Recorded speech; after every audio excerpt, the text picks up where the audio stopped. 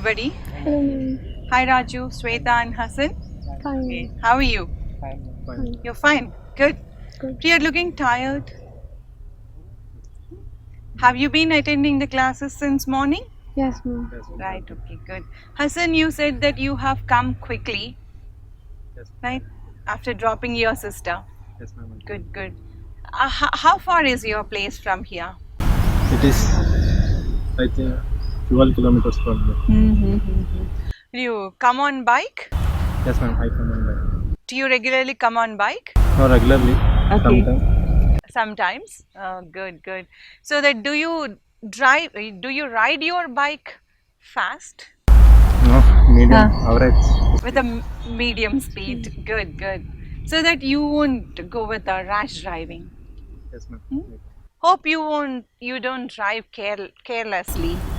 No, ma'am. I drive carefully. You always ride I always ride with care. with care. That is carefully. Okay, good, good. Shweta, you are interested in reading books, I believe. Yes, ma'am. Good. How often do you read books? Regularly. Very regularly. Daily while coming in the bus, I read books. Daily. Oh, Daily. great. Okay, right. So daily you read the books. Good, good, good. Raju, are you still speaking slowly? Yes, ma'am. Okay, then when will you learn speaking loudly? I'm trying to get out from that. So, okay, good, good. Do you get up early every day? Hmm. You get up late. Good, good. After joining Ramakrishna Math also. I'm trying to get up in the morning. You are trying to get up early in the morning. Good. Okay, good. So, in your day's routine, right, you come across many words. Right? We categorize them in under different parts of speech. Good. So then, some words they do the part of more than one parts of speech that we can learn later. But in your answers, I would like to pick up a few words. And Hassan told me he rides the bike carefully, right? And Shweta told me she reads books regularly, right? Hassan rides the bike carefully. Good. And Shweta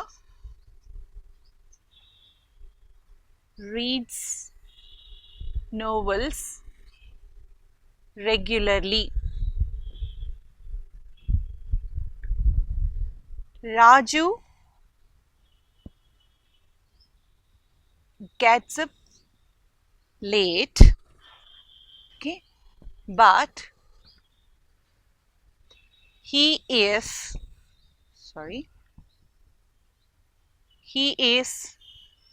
trying to wake up early.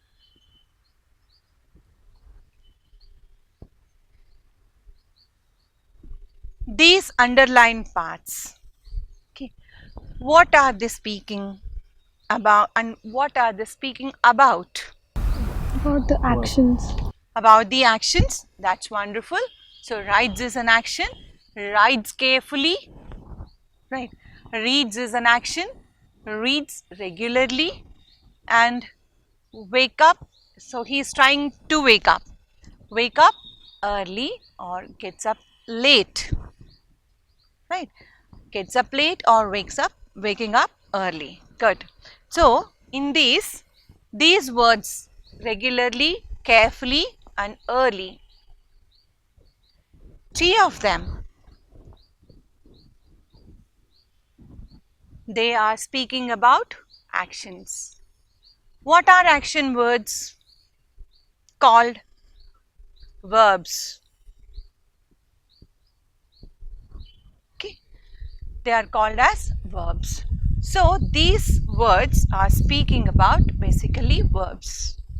Means they are Are they adding some meaning to the verbs? Are they adding some information to the verbs? Right. They're adding some information to the verbs. So we call them as adverbs. Okay. Today our topic is on adverbs. Right. As they add some information to the verbs, we call them as adverbs. But look at these sentences.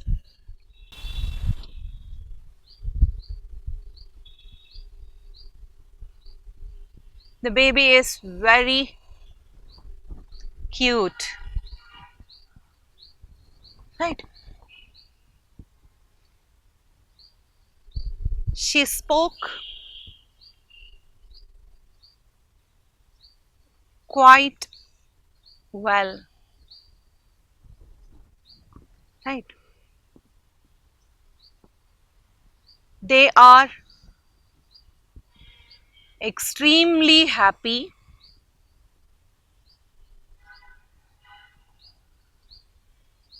They're extremely happy today.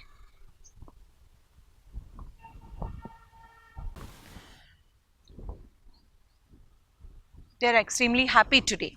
Right. So in this, the baby is cute. The cute is speaking about the baby. So it is describing the baby. So what is a describing word called? Adjective. So cute is an adjective. And she spoke well. So how did she speak well? So just now we said when we speak about actions, they are adverbs. So well is an adverb. Is it, Hassan? Good. Then they are extremely happy. They are happy. Happy is the state of mind.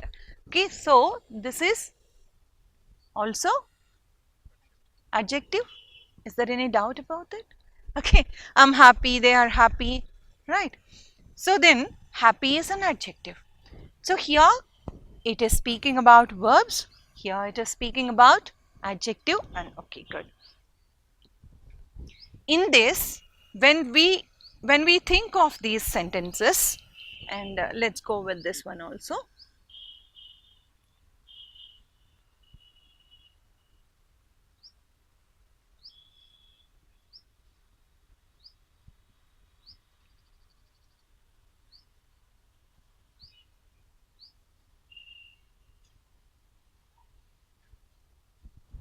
We play in the ground sometimes, right? In these sentences, when we said the adverb speaks about verb, and it also here the baby is cute, adjective, there is one more word in front of cute. Is this word speaking about cute? Yes. Yes, ma'am. Is it adding some more meaning? So this very is adding some meaning to adjective. So this one also we call as adverb. So adverbs add meaning to verbs and add meaning to the adjectives also. Right? Adjectives also. So as here, they are extremely happy. As happy is adjective, this extremely we can call as adverb. Right? And now this well is already adverb. See. Then there is one more which is saying that how well. Right? How well did she speak? How well did she speak? Then we say quite. So this is also adverb. That means it also speaks about adverbs. Right. So when this adverb speaks about verbs, adjectives and another adverbs, its duty is how. Right? It's questioning the verb as how. How did she speak? Right. And it's questioning adjective. How beautiful is the baby? How cute is the baby? How happy are they? Right? How? Here also we are saying. Right. In this sentence, the adverb, when it questions the adverb, how well did she speak? Not only that, how did she speak? When we say how did she speak, we can just say that she spoke well. But how well did she speak? She spoke quite Quite well. well. So this quite is also an adverb. So adverb is modifying. Okay, modifying, adding more words, more meaning. So a modifying word.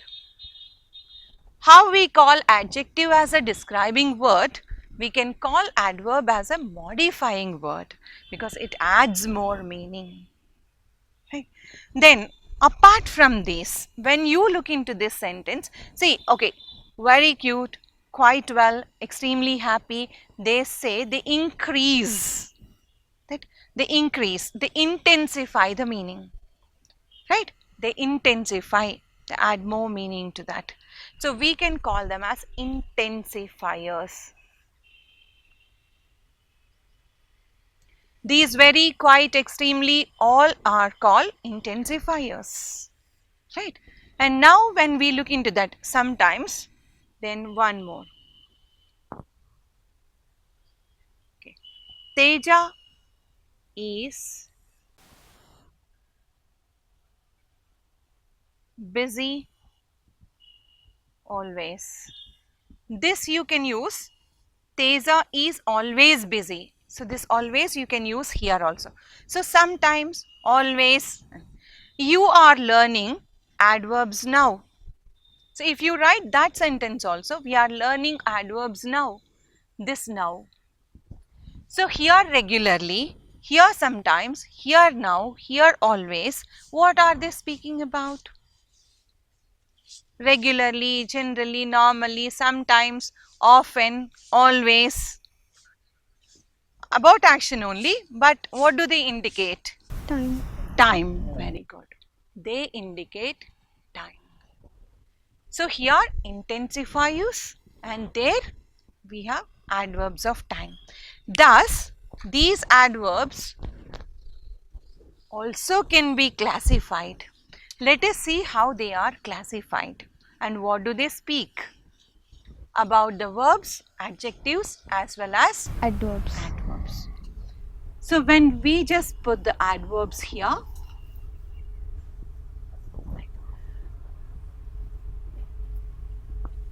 right, we have adverbs of time. Thus we have adverbs of place. And we said like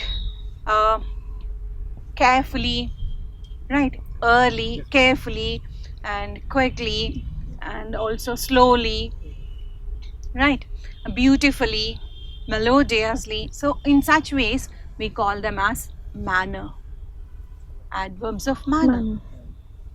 right? And we have adverbs of degree, right? Adverbs of degree also we have. When we say this time, adverbs of time, then you say early is time, okay, sometimes is time, always is time, rarely is also time, seldom, which speaks that very rarely. For example, if you take up this one, you often meet friends, but you seldom visit your grandparents, right? You always like to be in the company of your friends, but you rarely visit your relatives. And especially these days, meeting relatives, attending functions, going to grandparents' village, all have come down, right? As you people are busy with your studies, right? Okay, good. So when you say, and of course I say, you often watch TV programs and movies, but you seldom visit a library, I believe. Huh? You seldom visit. Okay. So these all speak about the adverbs of time. Then when we say this, next to this is Play. Right now we are in the garden. So we are outside. Right? We are outside the classroom. Okay. When you attend the class, you are inside the classroom. Where are your classes? Upstairs or downstairs? Upstairs. Upstairs. Good. So do you go up? Right. Do you go up to the second floor to attend the prayer? Yes. Good. When you climb up the hill, do you climb down the hill too? Right. So these upstairs, right, and ground floor, up, down, right, across. You walk across, you walk along, right. These all they speak. And now we have a class here. Okay. Sometimes we have a class there. Right. These here, there, along, across. See here, up, down, across, along, they are used as prepositions too. But their usage is in different place and different category. Right. I go up if you say. Then I go up. You are speaking about that to attend the prayer. I go up to the second floor. Right. Here in this. Okay. This is speaking about the place where you are Go. doing. So here it is telling about the adverb. Right. Okay. Then manner. As we said, quickly. Right. With the whistle of that police, the thief left the place quickly. Right. As the baby is sleeping, the mother enters this room slowly. Right. Okay. On the 2nd June, is it the 2nd June where we celebrate Telangana Day? Right. So all the Hyderabad, all the places in Hyderabad are decked up beautifully. Right? And our Hassan drives the bike carefully. Right? Carefully. So quickly, slowly, beautifully, carefully. And we can say dangerously. So these manner adverbs actually are formed by adding ly to the adjectives.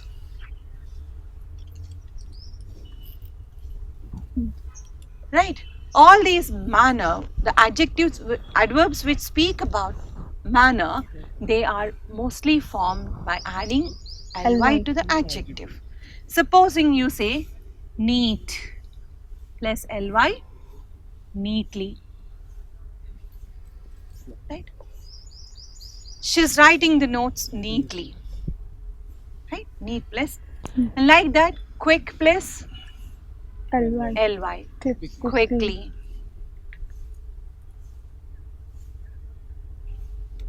Right? And how many students are there here? Approximately. So that approximately.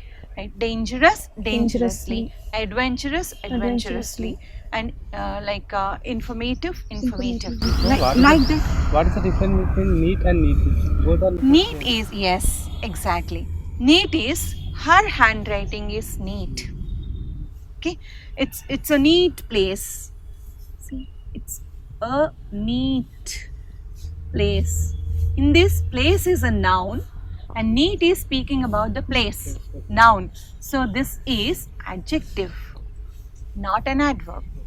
By adding ly to this, we are changing from this adjective's description to she writes neatly. See, she writes neatly. Right? How does she write? Neatly. So how does she write?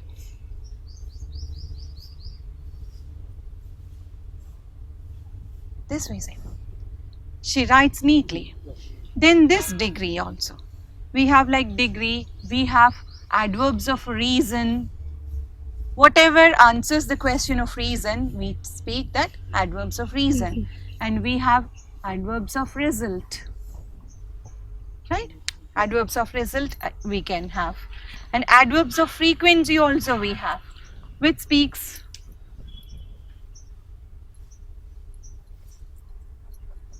always, regularly, sometimes they come under frequency. Right? Ma'am, for the Yes. manner, you told that if you add ly, it turns to Yes, adverb. But for the yes. word heart, it doesn't give the That's same a meaning. wonderful question. See, when we say heart, by adding hard ly, we have a word hardly. But it doesn't give the But- same meaning. Yes, exactly. This hardly word is not the same extension of the meaning of hard. For example, if you see that she works hard,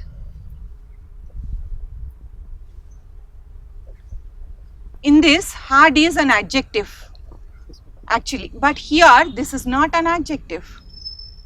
Supposing this is hard, it is hard. The material is hard. Here only it is adjective. So here it doesn't mean to say that it is adjective only always. When we say she works hard, this hard, how does she work? Our question, standard question is there. How does she work? This speaks that adverb. So this hard is the adverb to this hard adjective only, because this hardly gives you the meaning of never. Right? I hardly spoke in the class. Okay, initially a few students hardly speak in the class. But with classes, when they attend the classes regularly, they can speak freely. Right? So hardly doesn't give you the same meaning of hard. This is where the one parts of speech also appear as another parts of speech, but their work is different. Similarly, you have fast, right? The clock is fast today. Means it's running fast. The clock is fast today, right? Is fast. Fast is adjective. When you say he runs fast, so in this case, this fast is adverb because it is speaking. Here also fast, here also fast. So these words, they act like adjectives when they are used with nouns or be forms, and they act like adverbs when they speak about actions. Right? There is a lot. He runs Yes. fastly. No, he runs fastly is a wrong sentence. This is where we corrected it. Right? He runs fast. Right? He runs fast, not fastly. There is no word fastly as an adverb. Right? When you look into these sentences, Raja reads quite clearly. What is an adverb? Hassan? Clearly and quite. Clearly. Quite also is an adverb. So two adverbs we have in this. He arrived late yesterday. Late. Late? Yes. What about yesterday? Yesterday too? Right. Yesterday speaks about time. Right? Late. This speaks about the manner. Right? Came late. She always tries to do her best. Always. Good. Don't talk while she is singing. Don't talk while she is singing. While. Right? And he led the car wherever he wanted to go. He led the car wherever he wanted to go. A place related one. She writes neatly, already we have discussed. Right? Have you understood what the adverbs are? Try to write some sentences and just do them as homework and get them to the next class. Right? Thank you. Now, listen to two friends discussing some important issue. Good evening, Varsha. Good evening, Mansi. Varsha, I recently got a call from a company and they've asked me to come on a particular date for an interview. Now I've prepared my subject matter. So Okay. on a technical level, I feel okay. Okay. But what can I do to make sure that I do well in the interview? On a whole, how do I prepare for it? Okay, let me start by telling you what exactly an interview process is. Interview is just a conversation where questions are asked and answers are given. Now, the interview can be one-to-one or many-to-one. Ante, one-to-one will be one where there is an interviewer, the person who is interviewing, and an interviewee, the person who is supposed to be interviewed. Or they could be a panel of interviewers, like a group of them, and they could be asking you questions. Now, the first and foremost thing that you must remember is it is as much as you wanting to find out whether you want to work for that company as it is for them to find out if they want to hire you. So basically ఈ company నా కోసం కరెక్టా కాదా అని తెలుసుకోవడానికి plus వాళ్ళు నన్ను hire చేస్తారా అని తెలుసుకోవడానికి for both of them an interview helps. Absolutely, it is a two-way process. This we must remember. It is most important. Now, I will give you a list of do's and don'ts for the interview. Do's as in the list, you must do it. The first thing in that list will be to prepare a biodata. A biodata or a resume will contain all your academic details. That is your school marks, your college marks, extracurricular activities, any academic achievements that you have achieved will be listed in it so that the interviewer will know what you have learned and what you have studied. The next will be to arrive on time to the interview. Now they have given you a time, so you have to arrive on time. Don't be late. If you can be early, that is not a problem, but don't be late. But what if I am 5 minutes late? The companies today are very particular. They like employees who are absolutely punctual. So, you have to try and manage to be there on time. The next will be to have a proper dress code. Ante, try not to wear something that is too flashy, too bright and too loud. Try to dress soberly and formally for the interview. So I should dress simply. Simple, keep it simple. Dress for the occasion, that's it. The next will be to research about the organization. This is very, very important. You need to know for which company you're interviewing. You need to know everything about the company, to research about it thoroughly and learn. And the best way to find out about this will be through a website. Today every company has its own website. All you have to do is open the website, learn about the company. What is their work? What are their work values?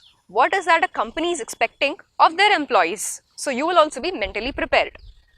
The next will be have good manners. Now, where does this work? Now the interview date has arrived. You are waiting. You are next in line. Before you enter, ask for permission. Say, may I come in? And then you will enter the room. Wait. You will be asked to sit down and then sit down. We may not give so much importance to it, but these little etiquettes, they take really seriously. They are good manners. That is, you're creating a very good impression in the beginning. Start your interview with basic greetings. If it is good morning, good afternoon or good evening. Then starts your interview process.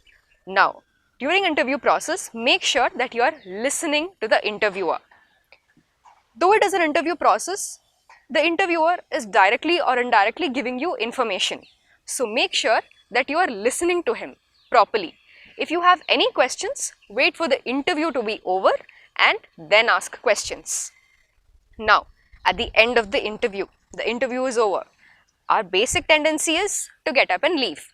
Make sure that you give a decent smile or a formal handshake. That is, you are making a good final impression. And I should thank them, correct? Absolutely, thank them. Then, the next things will be the list of don'ts, as in things you must make sure that you absolutely don't do it. First thing will be not to be late to the interview. Absolutely. The second thing will be don't try to pose or mimic someone else. Be yourself. Don't put up any false information in your resume or don't tell any lies in your interview. Make sure about that. The next will be confident. Be confident when you're answering, but don't be overconfident or rude to the interviewer. The next will be do not interrupt the interviewer. That is taken to be slightly rude. If you want to ask, if you want to talk, wait for your turn. They will give you time. Wait for it and then you can speak up. I hope these tips were good enough for you. Yes, they were. In fact, all of us have learnt a lot. Thanks a lot for the help. I'm sure I'll put it into practice for my interview. Definitely. Let us listen to a story. Here's another nice, interesting story for you to read, listen, and enjoy. The title of the story is A Glass of Milk. One day, a poor boy who was selling goods from door to door to pay his way through school found he had only one thin dime left and he was hungry. He decided he would ask for a meal at the next house. However, he lost his nerve when a lovely young woman opened the door. Instead of a meal, he asked for a glass of water. She thought he looked hungry and she brought him a glass of milk. So, all of you are familiar with salesmen who go from door to door selling things. Now, this young man, while he was on one of his rounds, felt very hungry and he wanted to ask something from the next house. When he knocked at the door, the person who came out was a young woman, and so instead of asking for a meal, he just asked for a glass of water. He drank it slowly and then asked, "How much do I owe you?" "You don't owe me anything," she replied. "Mother has taught us never to accept payment for an act of kindness." He said, "Then I thank you from my heart." As he left that house, he felt stronger physically and his faith in God and man had strengthened. So, when he heard the girl say that she doesn't want to be paid anything for the glass of milk, he felt very happy and he really started believing that there are still few good men on earth. Many years later, that young woman became critically ill. The local doctors were baffled. They finally sent her to the big city where they called in specialists to study her rare disease. Dr. Howard Kelly was called in for consultation. When he heard the name of the town she came from, a strange light filled his eyes. Immediately he rose and went down the hall of the hospital to see her in her room. Dressed in his doctor's gown, he went in to see her. He recognized her at once. He went back to the consultation room, determined to do his best to save her life. From that day, he paid special attention to the case. So now what happened is years later, the young lady who had become old by now fell sick and the doctors in her town could not help her. So they took her to the city and there was a famous specialist by name Dr. Howard Kelly and she was referred to him. When he heard the name of the town she came from, he personally went there and he recognized her as the same girl who years ago had given him a glass of milk. After a long struggle, the battle was won. Dr. Kelly requested the business office to pass the final bill to him for approval. He looked at it and wrote something on the edge of the bill and sent it to her room. She feared to open it, for she was sure it would take the rest of her life to pay for it all. Finally, she looked and something caught her attention on the side of the bill. She read these words, "Paid in full with one glass of milk," signed Dr. Howard Kelly. Tears of joy flooded her eyes as her happy heart prayed. "Thank you, God, that your love has spread abroad through human hearts and hands." And now, what happened was, when this lady was cured of her disease, the hospital had to send her her bill.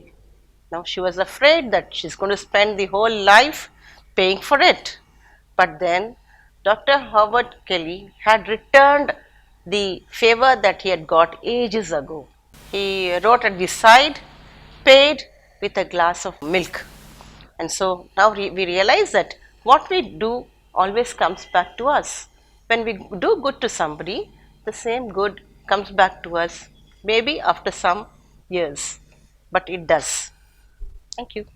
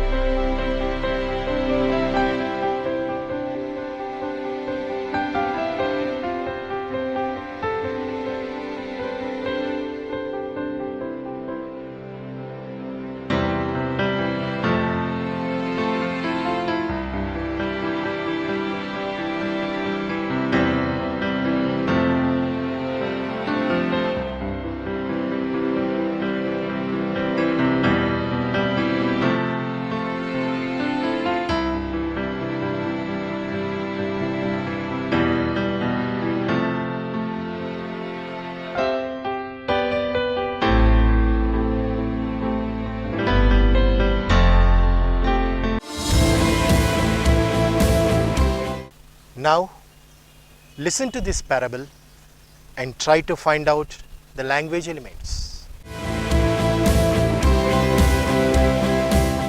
Hello everyone and welcome back to another episode of English for All. Now in this segment, we are going to listen to a narration of another small parable. After listening to the parable, let's try our best to capture the essence of the story and learn everything that we can from it. So Varsha, over to you. Okay. Once there lived 4 brothers, Ram, Shyam, Kishan and Gopal. These 4 brothers were very poor. So the 4 brothers decided to go to the ocean front and pray to the god of the ocean. It is said to be that ocean is the guardian of some of the most valuable treasures. So all the 4 brothers went towards the ocean. The eldest brother said, I would sit and meditate, while all the 3 brothers said, then we will divide all other works among ourselves.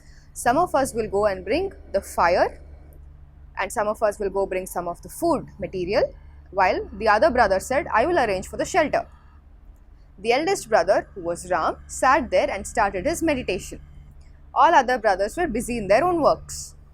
The god of the ocean, who observed all of this, was very impressed. He said, I am really happy the way the eldest brother is completely immersed in his meditation. I am impressed the way he is concentrated in his prayers, and how all the other brothers are also working towards the same goal. I don't mind giving them some of my treasure to them so that they will overcome their troubles. But before doing so, let me test their unity. So the god would disguise himself as an old Brahmin. And the god went to the brothers. He saw that the eldest brother is meditating. And he saw that there was a second brother standing there, Shyam. The god, who dressed himself as a Brahmin, went to the second brother. He said, do you know, you're struggling so hard, you're working so hard, you're going there, bringing a lot of food supplies and working hard, and you can see that your elder brother, all he is doing is sitting and meditating. In fact, he's giving you a lot of work, he's demanding a lot of work of you, and he speaks ill of you. Did you know? Shyam said, dear sir, you're completely wrong. My brother doesn't do anything like that. I completely trust him. It is better if you leave. On hearing this, the Brahmin felt slightly bad. He went to two other brothers and he said the same rumor. He said, your brother, your eldest brother Ram, speaks ill of you. He gives you a lot of work, whereas you two are struggling a lot. Why is that? So two other brothers said, dear sir, you are completely wrong. We all are working as a team. We have that unity among ourselves. You are framing a wrong picture. I think you should leave. The Brahmin, on hearing this, on one side feels very bad that his plan didn't work out. On the other hand, like we all know, that was the god himself who was disguised, felt very impressed. And then the god came in front of the four brothers and said, I am very pleased and impressed. By the way, all you brothers worked as a team. I am very happy to see that the trust you all have among yourselves. Then here is my treasure. Hopefully this will help you overcome all your poverty and troubles. All the brothers took the treasure from the god of the ocean and they lived happily ever after. The essence we need to understand in this moral story is the trust each brother had in each other and the unity with which they all worked towards the same goal. We also have a lot of friends, family members, and a lot of dear friends. We also work together towards the same goal. It so happens that sometimes we get distracted because of a third person, either out of jealousy, either out of competition. There will be some rumors, something that is completely upsets us sometimes. They might say ill about one friend to another or talk something bad or irrelevant. We should also have that trust in each other and have that faith and belief so that these kind of rumors would not affect us. Just like how the Brahmins' old rumors did not affect the brothers and they worked together as a team. We must also work collectively as a team, as a family, be it with friends or be it with family. We should always work together and not let such kind of rumors affect us. Exactly. So you're basically saying, united we stand, divided we fall. Absolutely true. So actually one thing, like you said, when a third person tries to spread some bad rumor out of jealousy or competition, we should not let it affect the trust we have in each other. But in case we are hurt by it, there is nothing wrong in talking to our brother or telling them, I heard so and so, it is bothering me, I want to talk to you about it. That is not wrong, Exactly, is it? absolutely not wrong. Now, for example, we have seen how the brothers were working hard for the treasure of the ocean. The same way, for example, you and I are working towards the same project. Suppose there is a homework given to us, both of us are doing it collectively. But there might be a third person who would be slightly jealous of this or who might feel threatened by our friendship. That person might come and talk ill about me to you, or he might speak ill about you to me. All we need to do is have trust within each other. We should come, confront and talk so that there will be no misunderstandings. And we should have that faith just like how the brothers had, so that we will work collectively and progress towards the success. Exactly. Along with having trust, it is also good to have an open relationship, as in be able to freely talk to the other person. Because it is better to solve and sort out the problems that anybody may have with another, instead of just being silent about it and having the doubt whether it is true or not. I think that is also something that we should do in case it ever comes to such a situation for any one of us. Very well said. I'm sure by the small example and that small moral story, you were able to catch the essence and underlined the words trust and unity, and keep it to yourself, among your friends, and progress towards success without letting any other third person or any other rumor affect you. And thank you all for joining again.